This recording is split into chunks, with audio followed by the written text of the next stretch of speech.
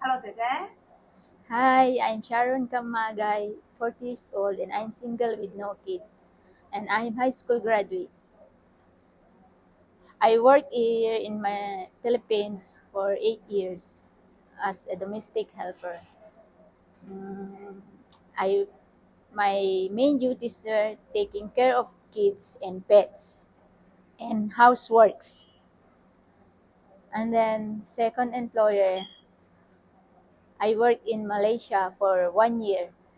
My main duties were taking care of kids and houseworks. And then for my third employer, I worked in Saudi for 2 years, and my main duties were taking care of kids and houseworks. Thank you. Thank you. So, why do you want to work in Hong Kong? I want to work in Hong Kong because for my family future, for my family. Okay. How long do you expect to work in Hong Kong?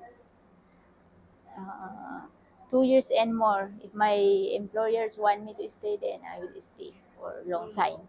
Mm-hmm. So, can you cook?